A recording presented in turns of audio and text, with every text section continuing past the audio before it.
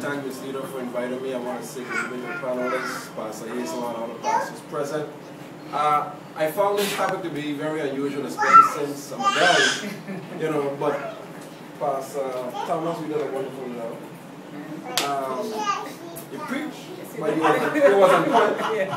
I just want to say that I use the perspective being raised by my mom. You know, my mom raised me. My father died when I was about 8 years old. And she was the mother and father of me, you know, taking care of all the responsibilities and doing the job, going to work on a regular day. She was a seamstress. She's 85 years old now. Lady in the church. It comes with ethic, moral, and values. And remember now, she was a seamstress at King Louis. She kept me so grounded, making sure I did my homework. I couldn't go out to parties, this, that, and the other. I had to stay focused on my studies. And knowing what are the responsibilities, I look up to her as married woman, I don't even up to know. Because when you really have to focus all of your life on not only your household, you have to focus on bringing in the bread, bringing in the money, seeing exactly and making sure everything is in order. And that's a lot for a woman to do. You cannot, if you don't have the confidence within yourself, you can't do that. And I look around here and I see a lot of those strong women right now that know me from a long time ago. And you know, my mom is one of the only ones, what I tell anyone, like, sometimes I just have to sit back and wonder, you see my son doing something wrong. You touch him up right away. Don't wait for me to go home. And I will touch him up when he go home too. That's the old time tradition that we come from. At least that's where I come from. You know?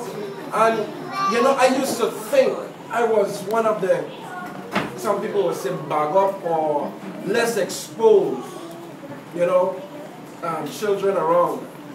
And I look around and today, thank God for my mom, because some will say, but look where you are today. And I have to really say, because of my mom, I'm here. You know, her upbringing. She didn't have, I never saw her now, she wear two hairstyles. Some people that talk about hairstyles. One with a bun, one with a hair on the side. I just still have her with a bun right now because I think that one was to me, the best. One with a hair on the side, you have to have a lot of hair and some of her hair drop out since she's got a little older. When they come to dressing, my mother did dress. So she never had any issue with that. She was a seamstress, you know, so you have to understand, like, what's the values, what's going on. You go out in the community right now, a child is supposed to be home in his house by 7 o'clock. Before you get dark, you're supposed to know where your child is at all times. Not one time, even though my mom was working 24/7, she didn't know where he was. If the teacher called one time in my whole life, your son did some wrong, I was going at Olamola, I saw a piece of stick flying. I'm like, then after a couple seconds, I felt a sensation on my back. And I was like, oh God, that's a lot of pain. I'll never forget, I remember like yesterday. One time I said a word I wasn't supposed to say, she stand up on top of my stomach. The next time I made her late, she was coming from work, she didn't know why I wasn't back, she playing video games. 3 times in my life, I remember as of yesterday. Never forget it. And you keep those things to you so that when, with my kids growing up now, these are the things that you have to do. We hear so many different things what's going on with our youth, especially the young ladies. If we are talking about how they are supposed to respect themselves and get others to respect them, they have to carry themselves with a type of value. If you look like a street person, they will treat you like a street person. No individual, my mom and these ladies here now, would ever carry themselves like that. Pastor's wife, Miss Hazel, was saying how she's supposed to dress.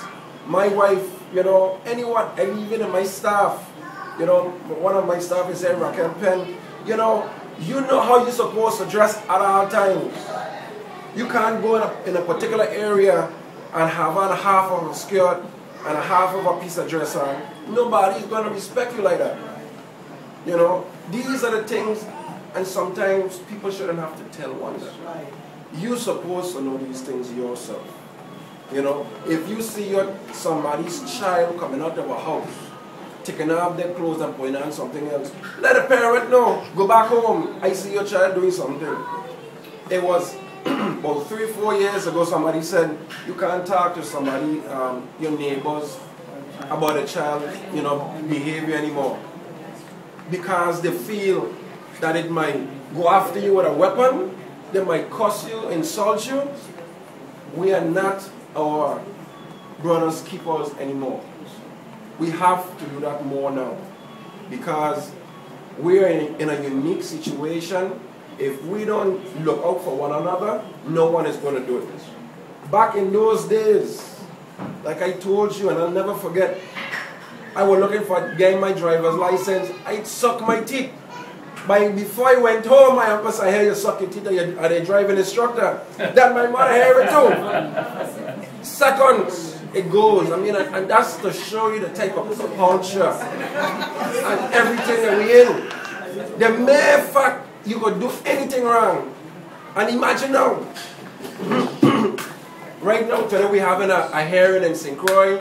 I was supposed to be in St. Croix. I told Miss Ian I wasn't here the last month. I would do my best. I was not going to miss this opportunity. It's very important. Why? Because just the mere fact that we could come here together to share each other's values, beliefs, and see how we can make the community better. You know, because it's all about helping each other, working together. That's my whole thing. If I could help one, my mother always tell me, all you gotta do is help one. You can't help everybody. You can't make everybody happy. The mere fact I'm over here to you guys today, St. Croix upset with me because we're over there dealing with their problems right now. So they're going to be on the radio cussing about something else. Well, guess what? I'm here with you. So I'm happy because I wasn't here with you the last time. But these are the things that we have to understand how to move forward. You do not at any time ask anyone how to make them happy. You're only supposed to ask God how to make him happy, and he will do the rest. Yes. You can't ever please a human being. Try your best to love yourself, do the right thing, follow the good book, and try to help your kids to do the right thing as well. No one is ever perfect, but in order to give respect, you have to lead by respect. If you don't respect yourself, no one is going to respect you. Really and truly. And that goes back to the old values. Helping one another. Because if you can't talk to your neighbor's child, and your neighbor can't talk to your child, nobody gonna want to deal with you. You could be the prettiest, you could be the smartest, you could be the one with the most money. They will leave you go by the wayside. Really and truly. Helping one another. That's the key. Okay? Thank you very much.